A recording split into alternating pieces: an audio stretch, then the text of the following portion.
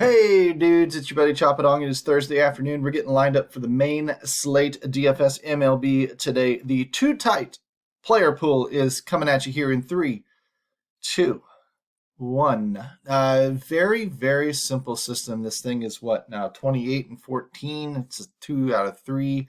Win rate, very, very strong. What the hell? Let's start off with DraftKings. A lot of times guys ask about that. So we can jump in over there, take a look. The slates are a smidge different. We'll go ahead and check these teams back. We're definitely going to want some Coors teams. But if you look back through the DFS Army Discords, you can find several videos in the beginner's room that I've put out today that have talked about discussion we had earlier in the mornings. One of which was if you want to knock out 20% of the dead weight of the field, you simply focus on teams that have implied run totals over 3.5 and yes, under 5.0. Those implied run totals over 5.0 this year in GPPs are disappointing in terms of stacks. A lot of times the winning stacks are coming out of those between 3.5 and 5. Now, not always, 15, 16% of the time it's coming from a 5.0 or higher, and I'm looking at you, Coors Field. But honestly, if you can live with being wrong about 20% of the time, if you just cut this off and wherever the Cincinnati Reds went, well, they're gone. Looking at updates, anyone under 3.5, no one under 3.5. There you go. 80% of the time, your winning stack is going to come out of that remaining team, that remaining set of teams. So very, very interesting trend that we found at dfsarmy.com. And if you want more information than that, of course, you jump inside, you become a VIP, use the coupon code DFSARMY for a 10% off discount, and we rock and roll. In terms of what we're looking for cash games, we use ownership reports, ownership projections as our guide. Very, very simple methodology. We make ourselves about 5 lineups, optimal mode, 2 to 3 uniques. Let's go ahead and use 3 uniques today. Why not? Makes sense. Doesn't really matter. No randomness whatsoever. Nothing else changes. We're just going to go through here now. We're going to sort by projected ownership. Bring all the chalky players up to the top. We're going to uncheck everybody, and we're going to check them back position by position. When I'm looking at DraftKings, I often get multiple pitchers. Of course, you need to use 2 of them anyway. But look, Manaea and Liberatore are your top 2. Now, that doesn't mean that Taillon isn't playable in cash games. He is. Maybe even Gonsolin here for LA going up against the Mets. Mets have a pretty powerful offense, though. This might have a little bit more risk than usual. That said, anybody after these major drop-offs, you could argue 46 to 33 is a major drop-off, and you should just lock in Manaea and Liberatore. But 33%, you could probably include another major drop-off, another major drop-off. In fact, let's go ahead and knock out Gonsolin. We've got a $7,300 guy here that we're going to want to use. If I really was going to get picky, I'd go game logging and look at how consistent Taillon and Manaea have been, et cetera, et cetera, et cetera. But they're pulling the ownership tonight, so I'm going to trust the ownership as I always do for this video series. d'Arnaud gets checked in. Look at that gap. d'Arnaud's your cash game catcher. It's just that simple. He's your cash game catcher. Anybody else is not garnering enough ownership. It doesn't mean they're not usable. It doesn't mean they won't work for you, but it means you don't need them. In a cash game, you're going to need d'Arnaud if he goes off. You're going to need him in your lineup most of the time because you're going to be taking a chance if you're going elsewhere at lower ownership. We don't take leverage in cash games. We use that leverage stuff for tournaments. We don't get paid in cash games. We don't have enough reward for the risk that we would be taking to make that suboptimal lower owned play. Sometimes you can find guys lower owned that are absolutely smashing the cover off the ball, and yes, they should be included in your cash game pool. But right now, it's just d'Arnaud, one and done. 20%, 16%, 10%. I can take one of these 2 guys. Matt Carpenter, if he plays the second game. If not, it's going to jump to like a Rizzo type or something like that. You're going to get some Coors Field ownership as well, but it's not massive ownership as of right now. When the lineups confirm, then maybe we're talking about something a little bit different. There's another one, big one. Ozzy Albies is your guy. Now, we're going to have to get to the point where we don't want to use more than about 3 bats, even on DraftKings, out of the same lineup. So we're eating a lot of Coors here. Look at the big ownership gaps. Where I can already tell you we're going to have to expand our range to get out of that 3 bat per team range because there's Swanson leading the way. I mean, we're talking about big, big gaps here. Am I stacking Atlanta Braves in a cash game? No. I want to spread my risk out a little bit. I want to include other teams so that the Atlanta Braves do the unthinkable, which is only score 2 runs. I'm not completely screwed with 5 of my bats.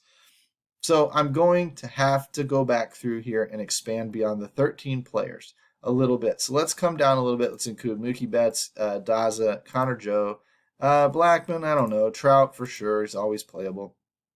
He's expensive, but he's playable.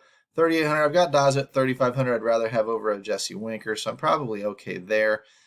Shortstop might need to add a couple in. Cronenworth sucks. Hate using him. Hate using him. Trey Turner's been fine. Tommy Edmonds been okay. Come down a little bit. Nico Horner for value, maybe. I don't like it. Really don't like it. But hopefully the optimizer doesn't pick up on it. We're really branching out a little bit here tonight because we need to get off of those 3 different teams. Probably going to use them anyway, but I want to give it the options to do so. Another Yankee and LeMahieu, Ryan McMahon, get into Coors a little bit. Machado hasn't been great lately. He's expensive. You could play him if you wanted to. Gleyber Torres, Nolan Gorman's going to be cheap. He's going to be a good second baseman to use for a while. He's got a lot of pop. As long as he's hitting for average, I would definitely take him over Cronenworth for that $1,400 savings. Brendan Rodgers, can't argue. He's been fine lately. Morel's been actually pretty good lately. Don't know how he's done the last 2 or 3 games, but he's been all right leading off. Probably don't need to go down quite that far and pick up a Cub. Optimizer's probably not going to use him anyway. Just making sure that we're not getting too far off the beaten path here. We don't want to take so many players in our player pool that we're not, quote unquote, too tight. Cron, Rizzo, catcher. I probably still would leave. I'm not going to use Contreras. I would probably use d'Arnaud and leave it be. Maybe I would include Elias Diaz. I guess. It pains me to do it, but let's go ahead and do that. We'll stick it at 27. We'll go ahead. I believe we need to change a couple of our projections here. Yeah, always wants us to do that on DraftKings. Why? I don't know. It's stupid. So I changed that to an 06, changed that to an 8.8, and that didn't change anything really at all. It just allows the machine to work, which is the dumbest rule ever. Thanks, DraftKings, for being morons, as if you don't think we can get around that rule. So I'm looking through here. There's 5 Braves, 5 Braves, 5 Braves, 5 Braves. Let's go looking for some options. Elias Diaz, Libator Minaya, that's fine. Matt Olson, Ozzy Albies, 30%. Matt Olson looks like he has some. There's Connor Joe. We can go ahead and swap him in. Just to get us off of those bats a little bit, 35%, 28%, whatever. Marcelo Ozuna, let's go ahead and take him out. Ooh, Duvall. Ugh. Do not like Adam Duvall, and I don't have any options in my player pool that are that cheap in the outfield. So Ozuna for Daza. Now I've got a damned game stack sitting here in this lineup. I don't like that either. 2 Yankees. But you get the point. You're going to have to branch around a little bit. You're going to have to move on. Let's go over to FanDuel and let's see what we don't get. But that's the player pool for DraftKings anyway. Now, like I said before, with the FanDuel stuff, with the overall tip stuff, because on the implied run totals, you don't need Giants. They're under a 3.5. Oh, Cincinnati Reds came under. They were 5.12 earlier today, and I laughed because they have a bad offense and one of the worst pitching staffs. So that puts Washington bats in a good spot. But Cincinnati, I don't know if they can do much with how bad Washington's pitching has been.